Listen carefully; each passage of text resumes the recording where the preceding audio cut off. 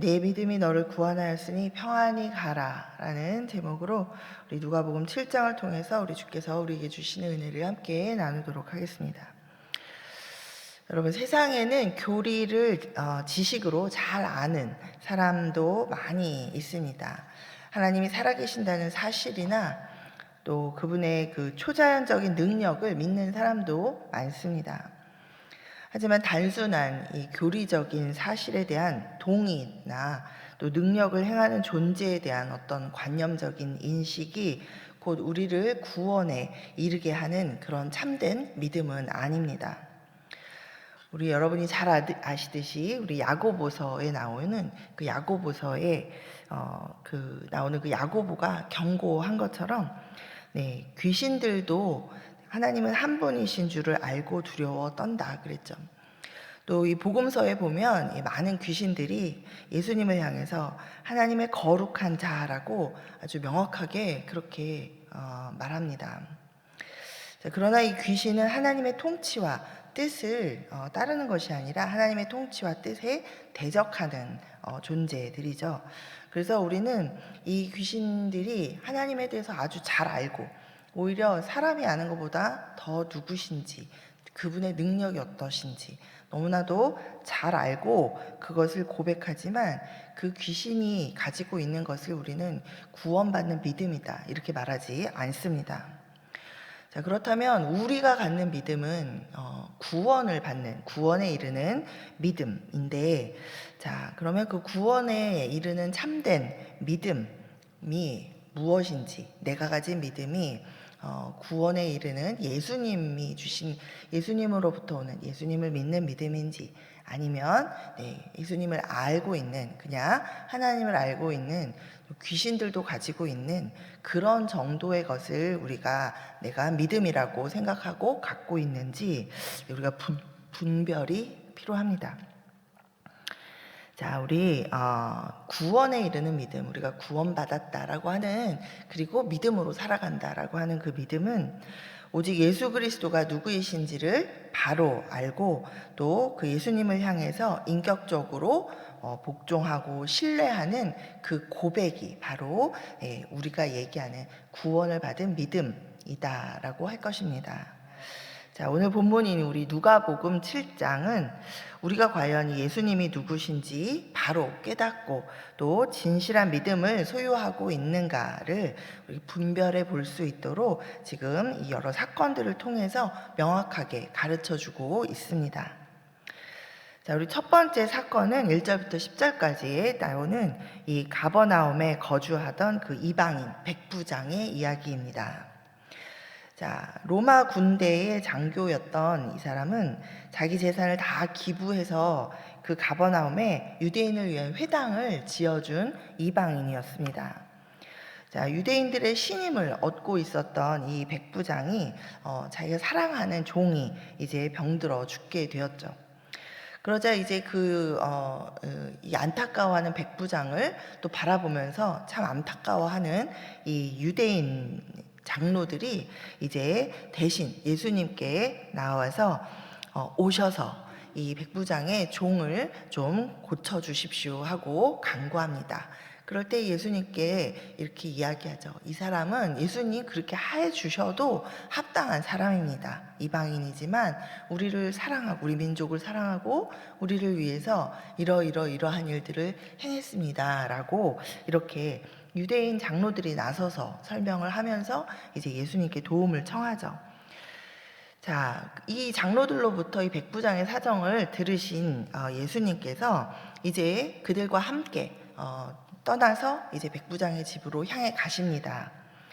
그런데 그 가던 길에서 뜻밖의 사람들을 만나죠. 이 백부장이 사람을 보내서 중간 길에서 예수님을 이 사람들이 만납니다. 그리고는 이제 백부장이 전하라 하는 말을 전해 들으십니다.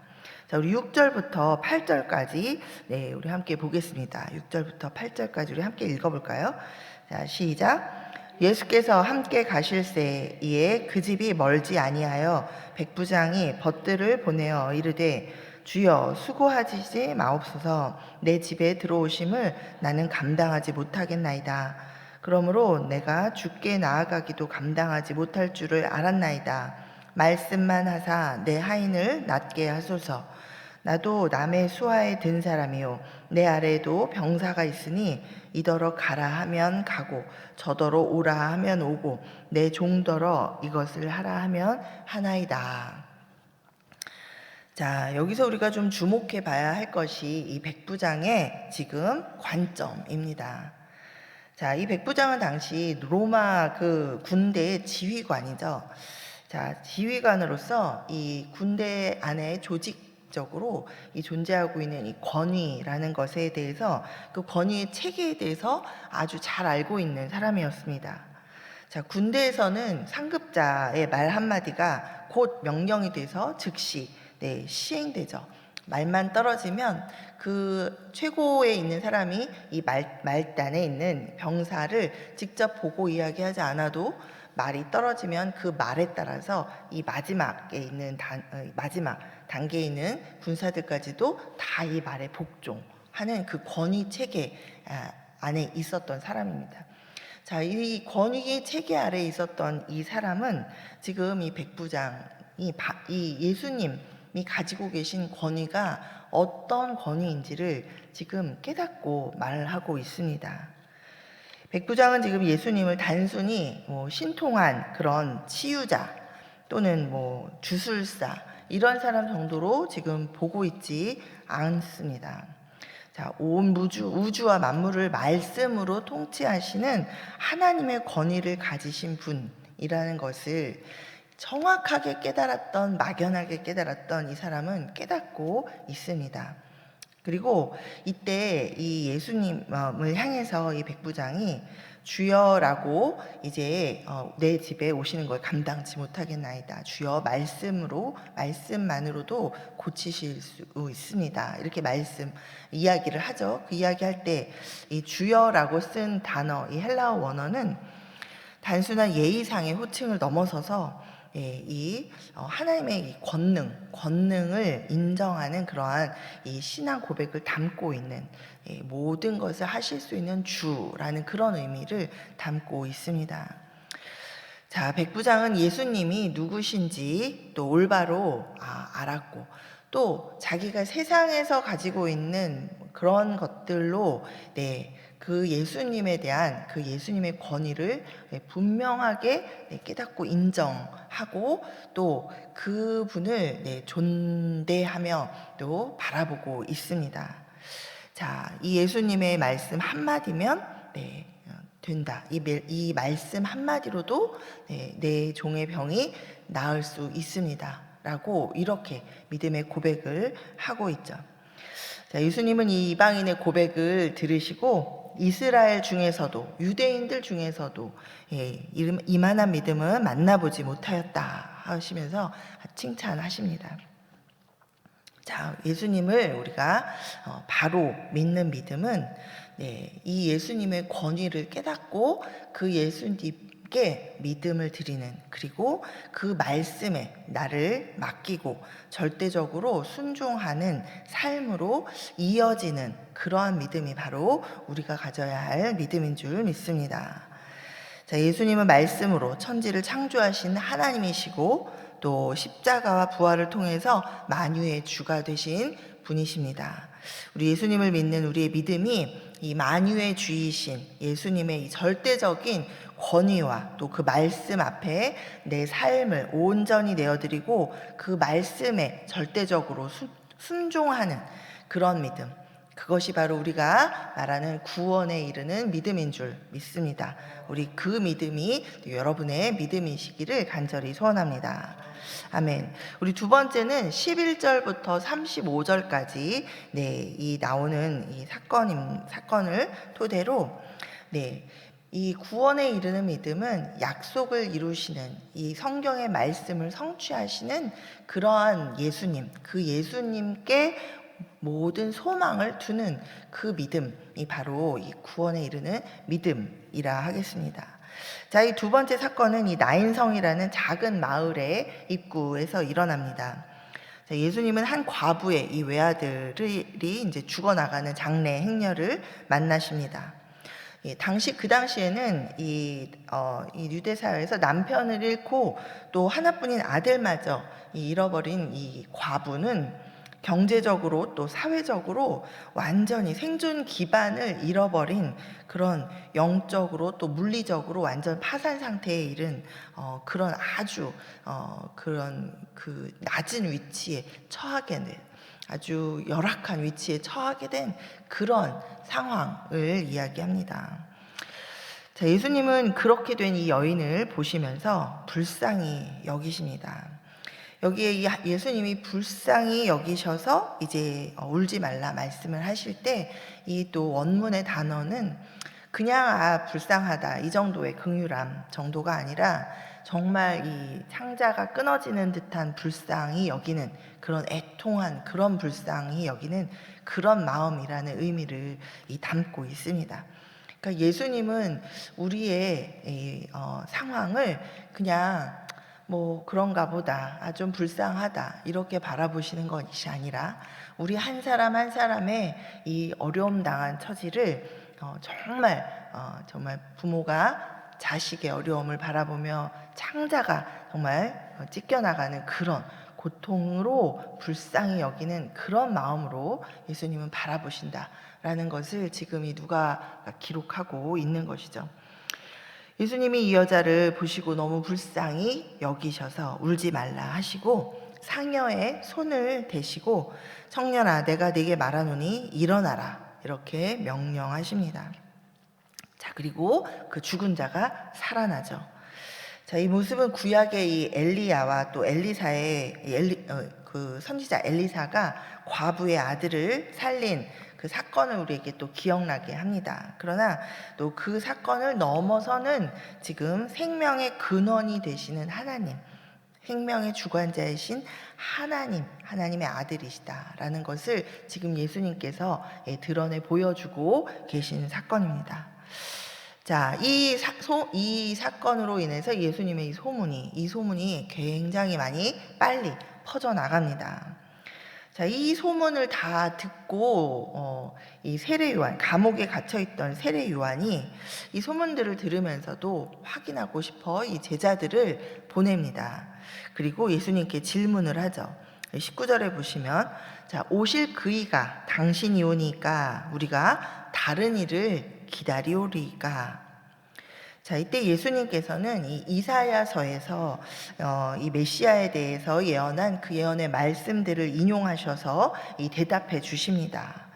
자, 그래서 그 이야기는 지금 내가 그다 이렇게 간단하게 대답하는 것을 넘어서서 자세하게 말씀해 주고 계시죠. 이 세례 요한이 믿음을 가질 수 있도록 도와주고 계십니다. 자, 이 성경에 기록된 이 구약의 언약을 성취하는 그 메시아이심을 예수님이 그 그리스도이심을 선언하시면서 자, 이 세례 요한의 믿음을 굳세게 하십니다. 자, 우리 21절부터 23절까지 한번 함께 또 읽어보겠습니다. 시작. 마침 그때에 예수께서 질병과 고통과 및 악귀 들린 자를 많이 고치시며 또 많은 맹인을 보게 하신지라. 예수께서 대답하여 이르시되 너희가 가서 보고 들은 것을 요한에게 알리되 맹인이 보며 못 걷는 사람이 걸으며 나병 환자가 깨끗함을 받으며 귀먹은 사람이 들으며 죽은 자가 살아나며 가난한 자에게 복음이 전파된다 하라. 누구든지 나로 말미암아 실족하지 아니하는 자는 복이 있도다 하시니라. 아멘. 자, 오늘을 살아가는 우리는 이제 구약의 모든 이 약속과 예언에 이어서 그 약속과 예언을 완전히 성취하신 예수님의 십자가 죽음과 부활 그리고 승천까지 이 신구약 66권으로 구성되어서 기록된 이 계시의 완결서를 늘 우리가 읽고 묵상할 수 있는 시대에 살아가고 있습니다. 자, 뿐만 아니라 이제는 우리 안에 성령께서 오셔서 친히 이 성도의 심령 가운데 내주하시면서 이 모든 말씀들을 통해서 예수님을 깨닫게 하시고 또 우리의 삶이 예수님을 따라가는 삶을 살아갈 수 있도록 그렇게 구원받은 자로서 살아갈 수 있도록 우리를 친히 인도해 주시는 은혜의 시대에 우리가 살아가고 있습니다. 자, 살아가면서 우리가 뜻하지 않는 그런 어려움을 만나고 인생의 밤을 지나갈 때, 그럴 때 내 감정이나 또 환경에 흔들리는 것이 아니라 이 성경에 명확하게 기록된 이 약속을 성취하시는 예수님께 우리가 모든 우리의 소망을 두시기 소원합니다. 자, 우리 예수 그리스도께만 소망을 두는 것, 그것이 바로 이 흔들리지 않는 구원에 이르는 믿음, 구원받은 믿음인 줄 믿습니다. 자, 세 번째로 마지막으로 이 36절부터 이 50절까지, 거기에 보면 이제 어떤 것이 믿음인가, 과연 우리가 믿음이 있다면 그 믿음을 무엇으로 확인할 수 있는가를 또 분명하게 말씀해주고 계십니다. 자, 바리새인 시몬의 집에서 한 죄 많은 여인이 이제 예수님 발 앞에 엎드려서 눈물로 그 예수님의 발을 적시고 자신의 머리털로 예수님의 발을 닦아드리고, 그리고 또 아주 비싼 향유가 담긴 옥합을 이제 가져와서 예수님의 발에 부어드리는 그런 사건이 일어납니다. 자, 정말 사람들이 깜짝 놀랐죠. 많은 사람들이 그 자리에 앉아 식사하는 자리에 이 많은 여인들이, 당시에는 이 돈 많은 사람들이 이제 식사 자리를 이렇게 있을 때 가난한 사람들이 이렇게 그 식탁 밑에 와서 떨어진 것을 먹는다든가, 사람들이 이렇게 던져주는 것을 먹는 그런 적선, 구제를 하는 것을 그냥 그렇게 하도록 하는 것이 관습이었다고 해요. 아마 그래서 이 여인도 초대받아 간 자는 아니지만 이 식사의 자리에 예수님 앞에까지 나아갈 수 있었던 것 같습니다. 자, 이 모습을 본 이 여자가 하는 행동을 본 이 바리새인이 이 마음으로 이 여인의 죄인, 이 여인이 죄인인데 이 여인이 어떤 사람인 줄 알았으면 이 예수님이 자기 몸을 저렇게 만지는 거를 저렇게 놔두고 있지 않을 텐데 라는 그런 생각을 합니다. 자, 그때 예수님께서 이 그 바리새인이 마음속에 품은 그 생각을 아시고 이 여인이 행한 행위의 본질이 무엇인지를 말씀해 주시기 시작하죠. 자, 이 여인이 한 행동은 무엇입니까? 결론적으로 스스로의 힘으로는 결코 해결할 수 없는 그 죄의 무게 속에서 살아가던 이 여인이 아무 조건 없이 이 죄를 사해 주시는 그 예수님, 그 예수님의 놀라운 사랑과 자비의 은혜를 깊이 깨달았던 것이죠. 자, 소문의 소문, 예수님의 소문의 소문이 굉장히 많이 있었습니다. 지금 이 시점까지 우리가 왔지만 예수님이 하신 일들에 대한 여러 가지 소문들이 많이 있었습니다. 그 소문들을 들으면서 혹자는 와, 신기하다, 기적을 일으키시는구나, 대단하다, 그냥 그런 호기심을 가지고 여기저기 그 이야기를 들으며 따라다니는 사람들이 있을 것입니다. 여러분, 과거에 우리 한국에도 부흥회 때 많은 기적이 또 이적이 일어나곤 했습니다. 우리 성령의 역사를 아주 경험한 우리 세대들인데, 그때에도 뭐 그 부흥회를 다니는 분들을 뭐 비하한다기보다는 정말 정직하게 우리를 볼 때 많은 이들은 진짜 그런 일이 일어날까? 혹시라도 내게도 일어나면 완전 좋은데, 이러면서 그냥 신기해서 그런 일들이 진짜 일어나는가? 에이, 아니네, 뭐 이런 마음으로 그런 부흥의 자리를 여기저기 다녔던 그런 사람들도 무리 중에는 있을 것입니다. 그런 자리에 예수님을 찾아오는 사람들 가운데도 그 마음의 중심이 아주 다른 그런 사람들이 많이 있었다는 것을 우리가 지금까지 이야기 속에서도 볼 수 있습니다. 자, 지금 이 예수님을 식사 자리까지 초대하고 있는 이 바리새인도 지금 이 예수님이 어떤 분이신지 그러한 어떤 것을 깨닫고 있지는 못한 것 같습니다. 왜냐하면 이 여인의 행동을 보고도 하는 생각이 죄인이 만지면 싫어할 것 같은, 싫어해야 되는 것이 당연한 그냥 여전히 그런 세상적인 일상적인 생각 가운데 그저 사로잡혀서 소문에 대단하신 이 예수님을 그저 자기가 식사 자리에 초대해서 대접하는 것, 그 이상의 의미를 지금 깨닫지 못하고 있는 그런 것으로 보이죠.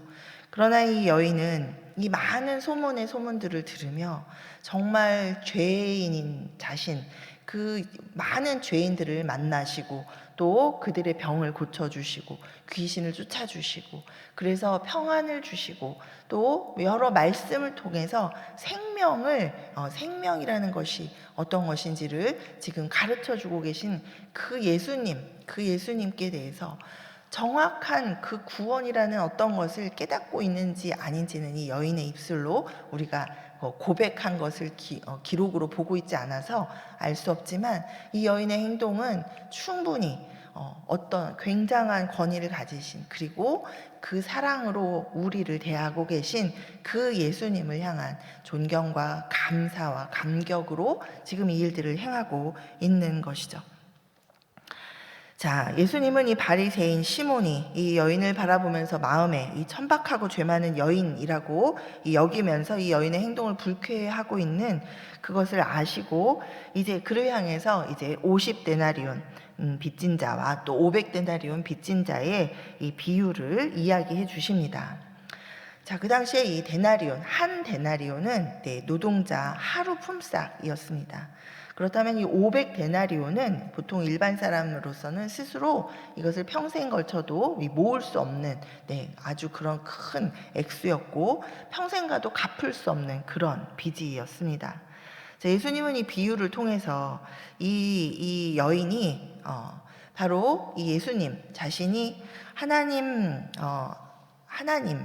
앞에서 정말 이 여인이 자기가 탕감받을 수 없는 그런 죄를 지은 그런 사람이다라는 것을 깨닫고, 그리고 그런 자신을 지금 이 자리 가운데 정말 많은 이들을, 그런 죄인들을 만나 주시고 계신 그 예수님, 죄를 용서해 주고 계신 예수님, 그 예수님의 그 사랑과 자비의 그 은혜에 감격하면서 자신의 전 재산과도 같은 그런 아주 값비싼 그런 향유를 예수님 발에 부어드리는 것, 그 사랑의 표현이라는 것, 그것을 분명하게 알도록 이제 말씀해주고 계십니다.